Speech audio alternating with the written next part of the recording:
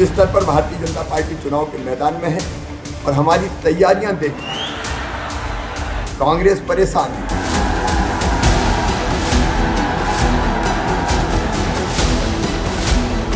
शिवराज सिंह जी को मैं लोकसभा में जानता था, वो शिवराज थे। आज शिवराज नहीं रहे, खगराज बने।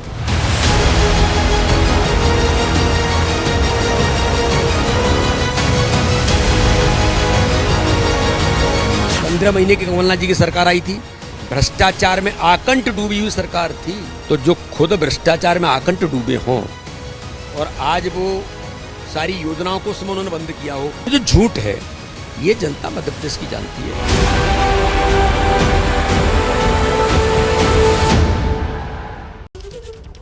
नमस्कार, मैं अखिलेश आनंद हूं। बीजेपी ने सत्ता का सेमीफाइनल जीतने के लिए चुनावी चक्रव्यूह तैयार कर लिया है। चुनाव जीतने के लिए बीजेपी ने चुनावी राज्यों की सीटों को 4 श्रेणियों में बांटा और उसी के हिसाब से चुनाव के ऐलान से 2-2.5 महीने पहले ही उम्मीदवारों की पहली लिस्ट जारी भी कर दी। सत्ता के साइंस पर सबसे सटीक विश्लेषण आज के इस स्पेशल एपिसोड में हम करने वाले हैं।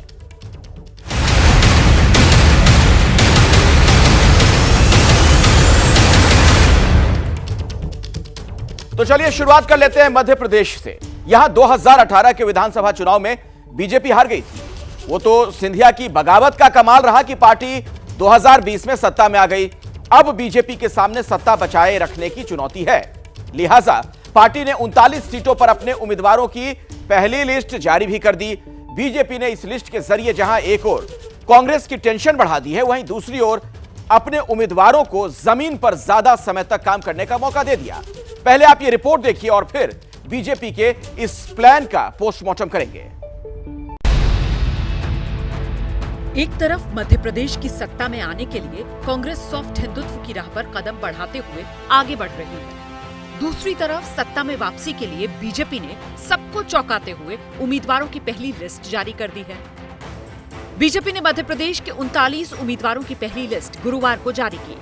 अमूमन होता यह है कि चुनाव के ऐलान के बाद पार्टी चुनाव समिति की बैठक होती है, जिसमें प्रदेश कमेटी की ओर से भेजे गए नामों पर चर्चा के बाद उम्मीदवारों के नाम का ऐलान होता है। लेकिन बीजेपी ने ये परंपरा बदल दी। युद्ध स्तर पर हमारी तैयारियां चल रही है। कांग्रेस कह रही थी कि 1 साल पहले उम्मीदवार घोषित करेंगे, 6 महीने पहले उम्मीदवार घोषित करेंगे, लेकिन भारतीय जनता पार्टी ने तो अपने उम्मीदवार के घोषित कर दिए। अभी 20 तारीख को फिर हमारे नेता केंद्रीय गृह मंत्री माननीय अमित शाह जी भोपाल आ रहे हैं। लेकिन भारतीय जनता पार्टी फिर से भारी बहुमत से 2023 का विधानसभा जीतकर फिर सरकार बनाने वाली है और 2024 में 29 की 29 सीटें भारतीय जनता पार्टी जीतेगी। बीजेपी ने हारी हुई सीटों को जीतने के लिए उम्मीदवारों के नाम का ऐलान वाला दांव चला। चुनाव अक्टूबर-नवंबर महीने में होने हैं, लेकिन 2 महीने पहले उम्मीदवारों के नाम घोषित करके पार्टी ने उन्हें तैयारी का पूरा मौका दिया।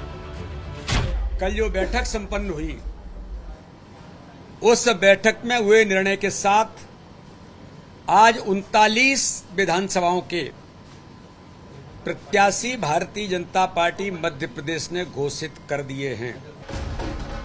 भोपाल मध्य से 2018 में बीजेपी हार गई थी। इस बार पार्टी ने पुराने खिलाड़ी ध्रुव नारायण सिंह पर दांव लगाया, जिनका टिकट पिछली बार कट गया था। एबीपी न्यूज के ब्यूरो चीफ ब्रजेश राजपूत से बात करते हुए ध्रुव नारायण इस बार जीत का दावा कर रहे हैं। मैं पूरे क्षेत्र में कहीं भी जाता था, लोग मेरा हाथ पकड़ पकड़ के बोलते थे कि आप ही को लड़ना है, आप ही को वोट देंगे, चाहे हिंदू हो चाहे मुसलमान। तो मुझे मालूम था कि जब लोगों का ये भाव है तो सर्वे में मेरा ही नाम जाएगा। 2018 के चुनाव में बीजेपी जिन 102 सीटों पर चुनाव हारी, उनमें से 39 उम्मीदवारों के नाम का ऐलान कल किया गया।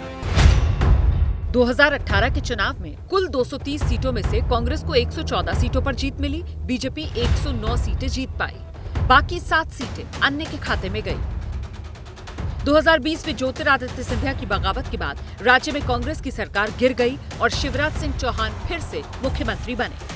अब बीजेपी ने हारी हुई सीटों के लिए उम्मीदवारों के नाम का ऐलान कर नई रणनीति बनाई। वहीं कांग्रेस सॉफ्ट हिंदुत्व की राह पर चलते हुए पहले से ही बीजेपी को घेर रही है। अब करप्शन के धुआंधार आरोप लगाकर पार्टी शिवराज से सत्ता छीनने की तैयारी में जुट गई है। आज 18 साल में मध्य प्रदेश की पहचान प्रचार, भ्रष्टाचार और अत्याचार से है। शिवराज सिंह जी को मैं लोकसभा में जानता था, वो शिवराज थे। आज शिवराज नहीं रहे, खलराज बन गए। कुल मिलाकर इस वक्त मध्य प्रदेश पूरी तरह से चुनावी रंग में आ चुका है। एक दूसरे को घेरने के लिए दोनों तरफ से चुनाव के ऐलान से 2 महीने पहले ही पूरी बल्लेबाजी हो रही है। देखना यह है कि मध्य प्रदेश की जनता इस बार फैसला क्या करती है।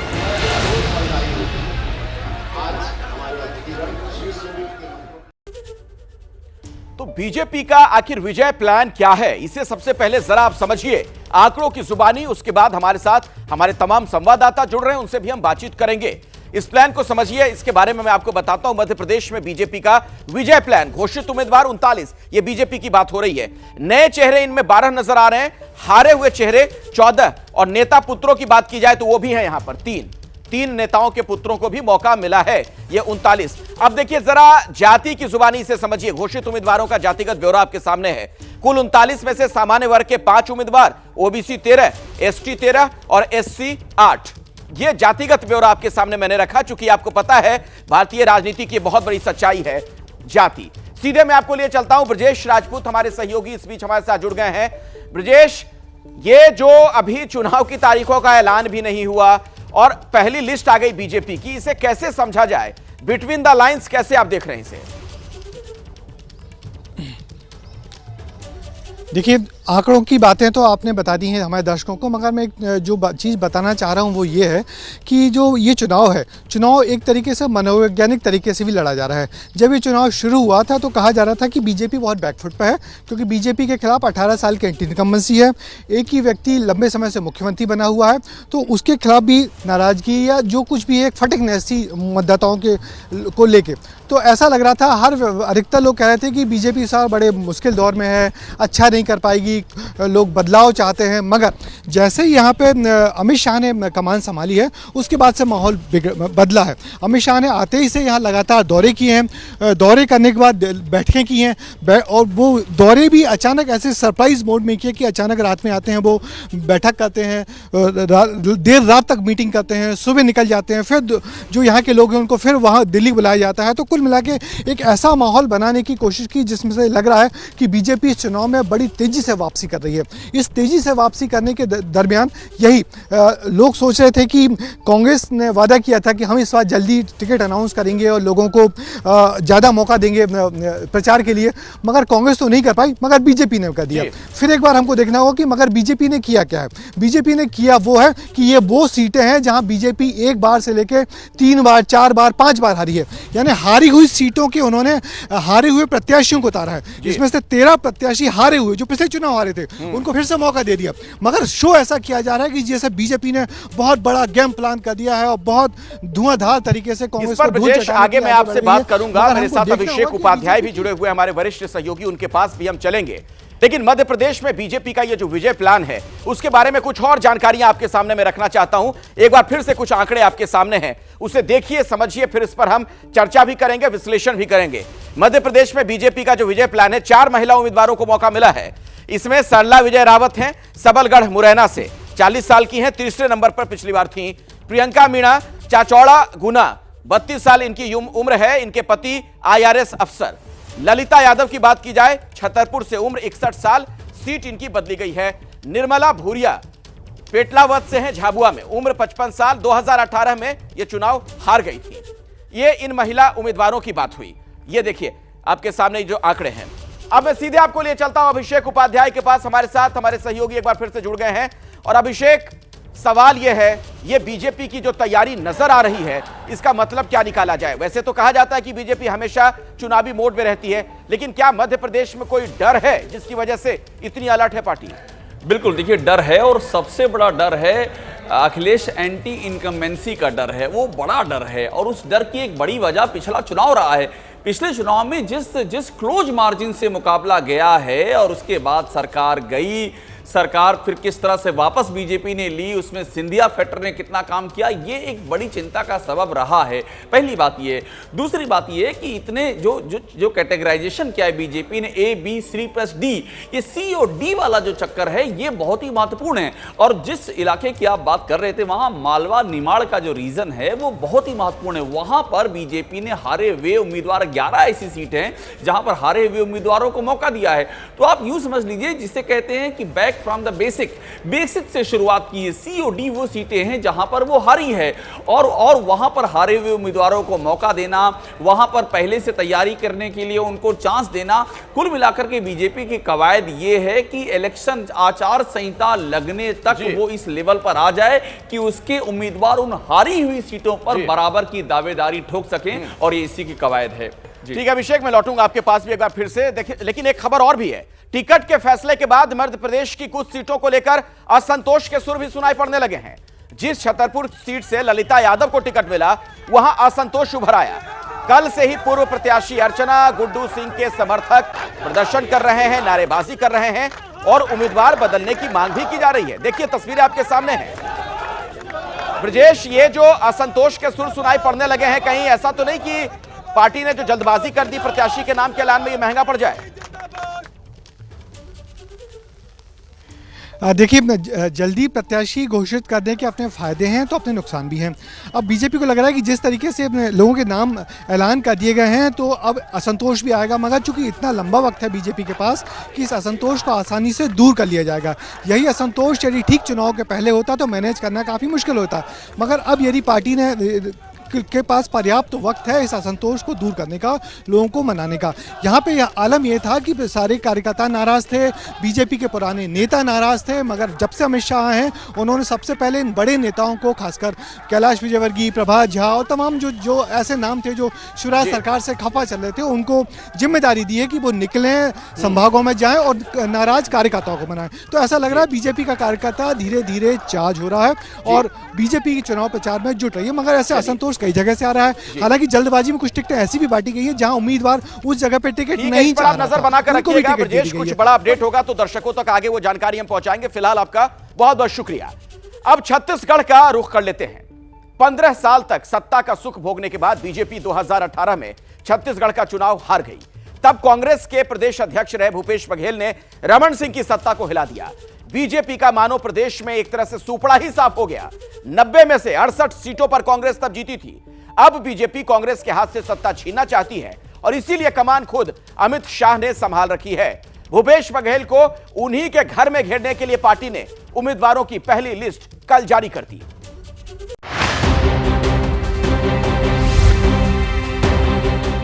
छत्तीसगढ़ के मुख्यमंत्री भूपेश बघेल को उन्हीं के घर में घेरने के लिए बीजेपी ने चुनावी चक्रव्यूह तैयार कर लिया है। चाचा भूपेश के खिलाफ बीजेपी ने भतीजे विजय बघेल पर दांव लगाया है।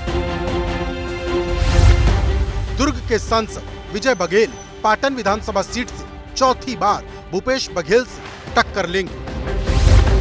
पहले के 3 में से 2 मुकाबलों में विजय हार चुके हैं, जबकि एक बार 2008 में वो भूपेश बघेल को हरा चुके हैं। पिछली बार विजय बघेल चुनाव नहीं लड़े थे। उम्मीदवारी की घोषणा के बाद समर्थक जश्न मना रहे। पूर्व सीएम रमन सिंह कहते हैं कि भूपेश बघेल इस बार हारेंगे। पाटन बघेल भूपेश बघेल को चुनाव हरा चुका है और एक बार फिर हराएगा। निश्चित रूप से विजय की महत्वपूर्ण भूमिका इस चुनाव में रहेगी। चुनाव के ऐलान से 2-2.5 महीने पहले ही बीजेपी ने उम्मीदवारों का ऐलान किया तो सीएम भूपेश बघेल का पहला बयान आया, जो रमन सिंह को लेकर अलग ही भविष्यवाणी कर रहा। रमन सिंह के टिकट मिलना क्या संकेत है कि रमन सिंह को शायद अब टिकट ना मिले, अभिषेक सिंह के टिकट तो शायद ना मिले। ये कल के जो सूची है उसकी सबसे बड़ी खबर तो यही थी।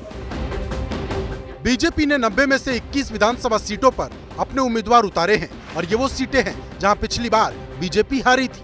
अभनपुर से 30 साल बाद बीजेपी ने अपना उम्मीदवार बदला और 2 बार के सरपंच इंद्र कुमार साहू को टिकट दिया। इसी तरह 2 बार से हार रहे उम्मीदवार को बदलकर बस्तर विधानसभा सीट से मनीराम कश्यप को बीजेपी ने टिकट दिया है। मैं ग्राम पंचायत बिंदरी से सरपंच था, है ना, हूँ अभी, और यहाँ क्षेत्र की जनता से लगातार जुड़ा हुआ हूँ। मैं सामाजिक क्षेत्र में भी कार्य किया हूँ, राजनीतिक क्षेत्र में भी कार्य किया हूँ और पंचायती राज में भी, पंचायत में विकास कार्य किया हूँ और सभी सरपंचों से आपसी तालमेल रख के अपना ग्रामीण विकास किया हूँ।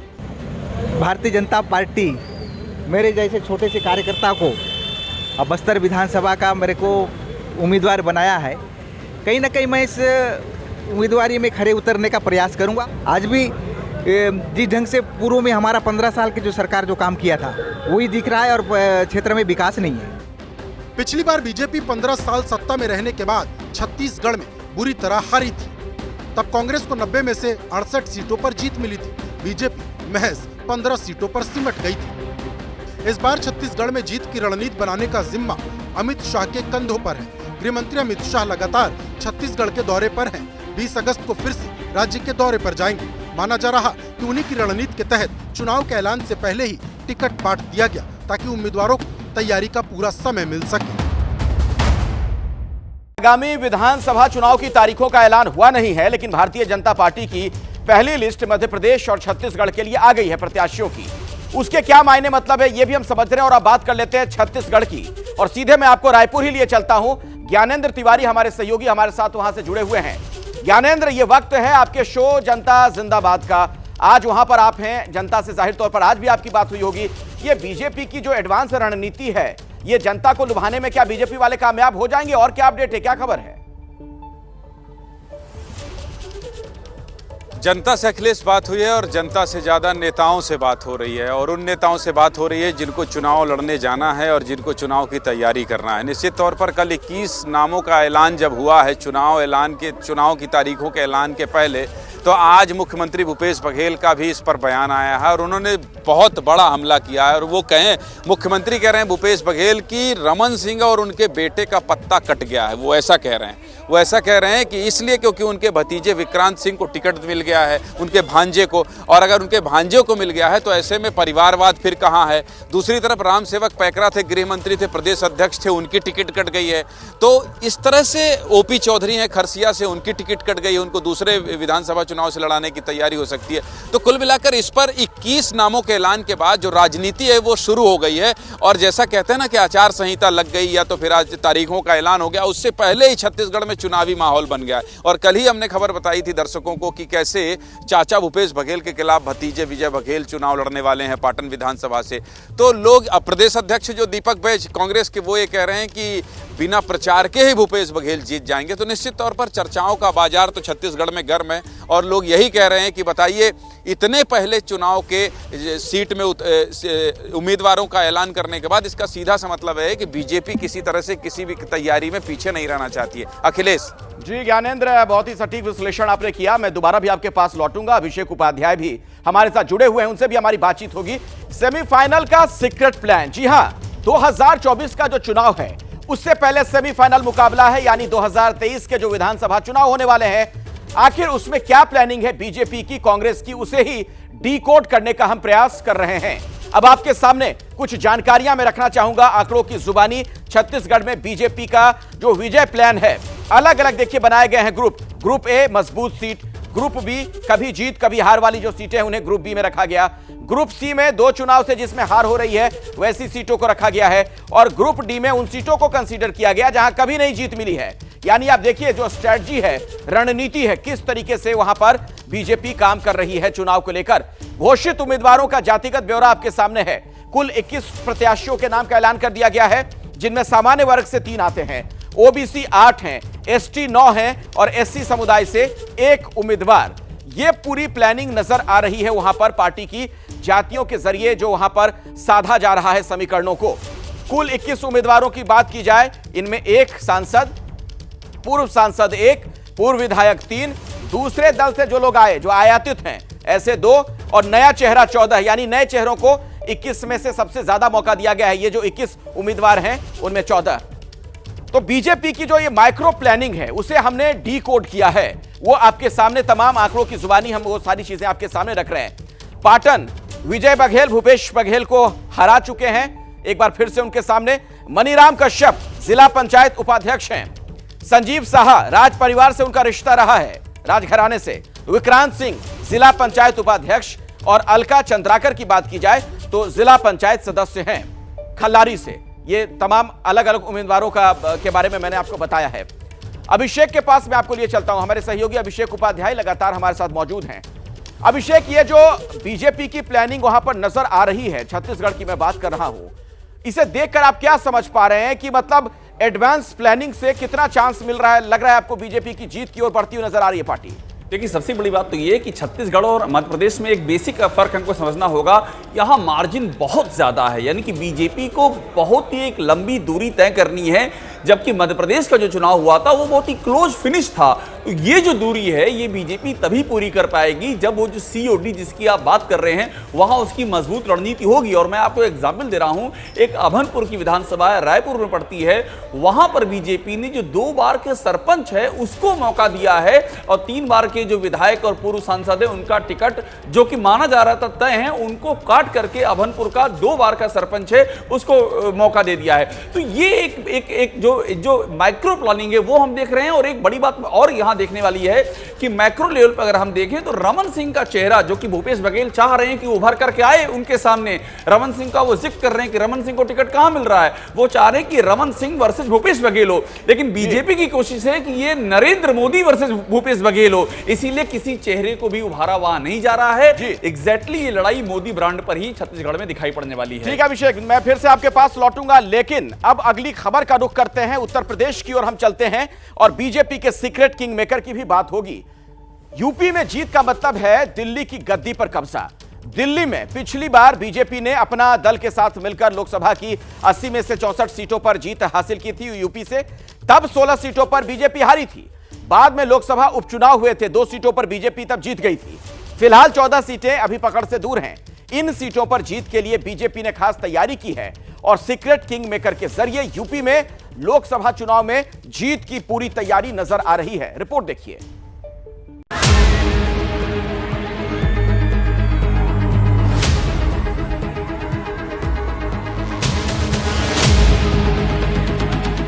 कहा जाता है कि दिल्ली की गद्दी का रास्ता यूपी से होकर जाता है। बात भी सही है, क्योंकि उत्तर प्रदेश में लोकसभा की सबसे ज्यादा सीटें हैं। यूपी में जिसका सिक्का चला समझो दिल्ली उसकी हो गई। पिछले 2 लोकसभा चुनाव से यूपी में बीजेपी जबरदस्त जीत हासिल कर रही है। तीसरी बार भी जीत के लिए बीजेपी तैयारियों में जुटी है। बीजेपी सबसे पहले उन क्षेत्रीय नेताओं को अपने साथ जोड़ रही है जो अपने अपने इलाके में मजबूत पकड़ रखते हैं। ओम प्रकाश राजभर से लेकर दारा सिंह चौहान को अपने साथ लाना इसी प्लान का हिस्सा है। माना जाता है आने वाले दिनों में कई और बड़े नेता बीजेपी के साथ आएंगे। एक तरफ पार्टी मजबूत नेताओं को साथ जोड़ रही है, दूसरी ओर जमीनी स्तर पर उन सीटों को जीतने की तैयारी कर रही है जहां 2019 में हार मिली। 2019 में बीजेपी 16 सीटों पर हारी थी। उपचुनाव में 2 सीटें बीजेपी ने जीत ली। हारी हुई 14 सीटों पर जीतने की अब प्लानिंग है और इसके लिए हारी हुई सीटों को अलग अलग जोन्स में बांटा गया है। अवध जोन की 4 हारी हुई सीटों का जिम्मा सुनील बंसल के पास है। उसी को लेकर लखनऊ में राष्ट्रीय महासचिव सुनील बंसल आज एक मीटिंग करने वाले थे, लेकिन ऐन मौके पर अमित शाह के कार्यक्रम की वजह से मीटिंग स्थगित हो गई। सुनील बंसल आज अंबेडकर नगर, श्रावस्ती, लालगंज और रायबरेली की सीटों को लेकर रणनीति बनाने वाले थे। खबर है अब इन सीटों को लेकर मीटिंग महीने के अंत में होगी। इससे पहले हारी हुई बाकी सीटों को लेकर रणनीति पहले ही बन चुकी है। बीजेपी के साथ ही बाकी विपक्षी पार्टियां भी अपने हिसाब से जीत की रणनीति बनाने में जुटी हैं। बीजेपी को घेरने के लिए अखिलेश यादव राज्य भर में घूम कर प्रशिक्षण शिविर में हिस्सा ले रहे हैं। कांग्रेस ने भूमिहार जाति के दबंग नेता अजय राय को प्रदेश अध्यक्ष बनाकर बीजेपी के वोट बैंक में सेंध लगाने की रणनीति बनाई है। बीएसपी सुप्रीमो मायावती भी बूथ स्तर पर कमेटी बनाने के बाद कैडर कैंप लगाकर कार्यकर्ताओं को चार्ज करने में जुटी। 2019 में एसपी, बीएसपी और आरएलडी का गठबंधन था। कांग्रेस अलग लड़ी थी। इस बार चर्चा है बीएसपी अलग लड़ेगी। कांग्रेस और एसपी का गठबंधन हो सकता है। इंडिया अलायंस की मीटिंग में कांग्रेस, समाजवादी पार्टी और आरएलडी के नेता साथ बैठकें कर रहे हैं। वैसे आरएलडी के जयंत चौधरी क्या करेंगे ये अभी किसी को नहीं पता, क्योंकि उनके बारे में रोज कोई ना कोई चर्चा जोर पकड़ती है। फिलहाल यूपी जीतने के लिए बीजेपी सहित तमाम पार्टियां जोर लगा रही हैं। सवाल तो यह भी है कि क्या सुनील बंसल बीजेपी के सीक्रेट किंग मेकर साबित होंगे। आपके सामने यूपी से जुड़े ही कुछ आंकड़े में पहले रखना चाहता हूं। यूपी 2019 में बीजेपी की हारी हुई जो सीटें हैं, 14 सीटों पर जिन पर बीजेपी इस बार फोकस कर रही है, रायबरेली, सहारनपुर, रामपुर, जौनपुर, ये तमाम वो सीटें मैं बता रहा हूं जो बीजेपी के अलावा बाकी पार्टियों ने जीती हैं। बिजनौर, मुरादाबाद, आजमगढ़, अंबेडकर नगर, नगीना, संभल, घोसी, गाजीपुर, इसके अलावा अमरोहा, मैनपुरी, लालगंज और श्रावस्ती, ये 14 सीटें जहां पर बीजेपी नहीं जीत पाई। मैं सीधे आपको लिए चलता हूं, वीरेश पांडे हमारे साथ, हमारे सहयोगी जुड़ गए हैं। वीरेश, ये किस तरीके से 14 सीटों के जरिए जो मिशन 80 है यूपी से उसको साध रही है बीजेपी? देखिए, उसके कई तरीके अपनाए गए हैं। पहले तो सुनील बंसल जो यहाँ पर बहुत ही अपरिहार्य थे 14 से लेकर 22 तक, और मुख्य रणनीतिकार की भूमिका में थे। सुनील बंसल की भूमिका को बढ़ाकर उनको राष्ट्रीय प्रभारी बनाया गया हारी हुई सीटों को लेकर भारतीय जनता पार्टी के हाईकमान के द्वारा। इसलिए 4 जिले उनको दिए गए हैं। वो रायबरेली है, वो श्रावस्ती है, वो लालगंज है और वो अंबेडकर नगर है। यहाँ भारतीय जनता पार्टी 19 में चुनाव जीत नहीं पाई थी। इसके अलावा 4 केंद्रीय मंत्री, नरेंद्र सिंह तोमर, अश्वनी वैष्णव और उसके अलावा अन्नपूर्णा देवी, और एक और मंत्री हैं जिनका नाम है नरेंद्र सिंह तोमर के अलावा एक और मंत्री हैं जितेंद्र सिंह, उनको लगाया गया है। उनके प्रवास के कार्यक्रम को लगाया गया है। यानी 14 जो सीटें हैं उनको 4 भागों में बांटा गया है। 4 केंद्रीय मंत्रियों को लगाया गया है। एक राष्ट्रीय महासचिव सुनील बंसल की निगरानी में यह सारा कामकाज हो रहा है कि 14 सीटें, यानी लक्ष्य 80 का संधान करना है भारतीय जनता पार्टी को। यानी 14 में जितनी सीटें नहीं मिली थी, जितनी 19 में नहीं मिली थी, इस बार 24 में उस लक्ष्य को पाना है। इसलिए भारतीय जनता पार्टी ने अपनी पार्टी के सबसे मुख्य रणनीतिकार के देखिए, लोकसभा के चुनाव 2024 में होने हैं, लेकिन अभी से समीकरणों को साधने की शुरुआत हो गई है। और खास तौर पर उत्तर प्रदेश में बीजेपी यह कर रही है कि 80 सीटों में से जिन लोकसभा सीटों पर वो हारी थी, अभी से वहां पर कोशिशें शुरू कर दी गई हैं, उन्हें साधने का प्रयास किया जा रहा है। इसका मतलब क्या है, जरा समझते हैं अभिषेक उपाध्याय से। अभिषेक, क्या इसके पीछे बीजेपी की यह भी सोच हो सकती है कि 66 सीटें जो बीजेपी ने जीती थी सहयोगी के साथ, कहीं वहां पर कोई डैमेज हो तो उसको यहां से कंपनसेट कर लें इन 14 सीटों से? देखिए अखिलेश, ये आप जो कह रहे हैं उसमें भी सच्चाई है, और ये एक बड़े लार्जर गेम प्लान का हिस्सा भी है। क्योंकि इस बार जो है 2019, आप 14 से तुलना कीजिए और 2019 में तुलना कीजिए। 14 से 19 में बीजेपी की सीटें घटी, 15 सीटें वहां सपा बसपा के गठबंधन ने जीती। ये जो बीजेपी यहां पर चाहती है कंपनसेट करे, ताकि इन केस अगर उसे नुकसान होता है, बंगाल में जाकर कोई नुकसान उठाना पड़ता है, या मान लीजिए महाराष्ट्र में नुकसान उठाना पड़ता है, अगर ऐसा या बिहार में कोई ऐसा नुकसान होता है तो वो कंपनसेशन यहां से हो जाए। तो यूपी की जो सीटें हैं, जो 80 का टारगेट लेके बीजेपी चल रही है, जो पिछली बार जो कमी हुई थी, इस कमी का जो डिफरेंस है ये बीजेपी के लिए कंपनसेशन की तरह से है। और चूंकि ये उसकी सबसे स्ट्रॉन्ग फील्ड है उत्तर प्रदेश, योगी सरकार का होना वहां पर, यहां मोदी सरकार का होना, और साथ में सुनील बंसल को वहां डिप्लॉय कर देना। देखिए, सुनील बंसल के पास रिकॉर्ड है, 14, 17, 19 और 22 4 चुनावों का रिकॉर्ड है। उनको वहां पर भेज देना और गठबंधन की शुरुआत करना, ओम प्रकाश राजभर को लेकर के साथ में आना, और भी कुछ छोटी पार्टियों से बात चल रही, बिंद पार्टी, महान दल, इन सब की भी चर्चाएं हैं। तो एक पूरा समझ लीजिए कि एक पूरा एक बुके तैयार किया जा रहा है, और क्रक्स सही है कि अगर कहीं कोई नुकसान होगा भी दूसरे इलाकों में तो उसकी भरपाई यूपी से हो जाएगी। चलिए अभिषेक उपाध्याय, बहुत बहुत शुक्रिया इस जानकारी के लिए आपका। तो कुल मिलाकर चुनाव में वक्त भले ही हो, लेकिन आप समझ सकते हैं कैसी चहलकदमी नजर आ रही है, चहल पहल नजर आ रही है।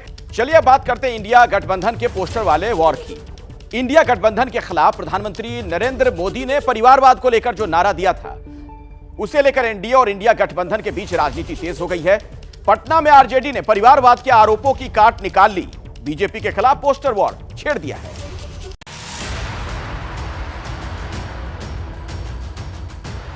इस परिवारवाद ने देश को जिस प्रकार से जकड़ के रखा है, उसने देश के लोगों का हक छीना है।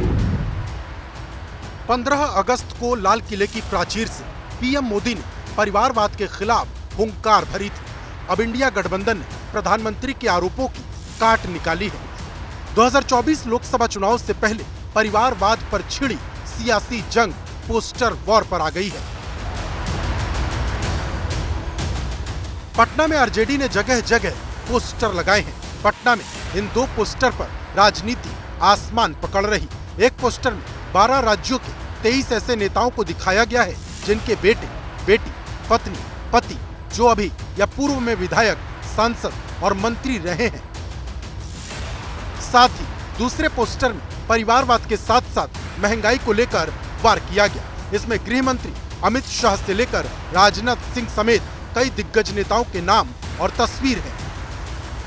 परिवारवाद को लेकर बीजेपी लालू प्रसाद यादव और गांधी परिवार को कटघरे में खड़ा करती है। ऐसे में इन पोस्टर से विपक्ष की कोशिश बीजेपी में वंशवाद की राजनीति का पर्दाफाश करने की है। वो मैंने बताने का काम किया कि मोदी जी, आप जो दूसरे को परिवारवाद की बात करते हैं, वो भारतीय जनता पार्टी देश की सबसे बड़े परिवारवाद की पार्टी है और उस पर एक अगर किताब भी लिखी जाए तो वो कम होगा। और मैंने डिटेल बताने का काम किया है। बड़े जो नेता हैं उनके बेटे कहाँ हैं भारतीय जनता पार्टी के, वो भी मैंने बताने का काम किया। वंशवाद की राजनीति को लेकर भले ही विपक्षी गठबंधन बीजेपी पर हावी होने की कोशिश कर रहा, लेकिन 2024 के फाइनल से पहले ही विपक्षी गठबंधन के भरोसे पर सवाल उठने लगे हैं, क्योंकि दिल्ली में आम आदमी पार्टी और कांग्रेस के बीच पेच फंस गया है। सीट शेयरिंग को लेकर कांग्रेस अलग लाइन पर चल रही तो महाराष्ट्र में भी शरद पवार की भविष्य की राजनीति को लेकर चर्चाएं तेज है, क्योंकि शरद पवार की भतीजे अजित पवार से सीक्रेट मीटिंग के बाद विपक्षी खेमा नाराज दिख रहा। वहीं बिहार के मुख्यमंत्री नीतीश कुमार अलग लकीर खींच रहे और खुद की इमेज बिल्डिंग में लगे हुए हैं। विपक्षी गठबंधन की अगली मीटिंग मुंबई में होनी है।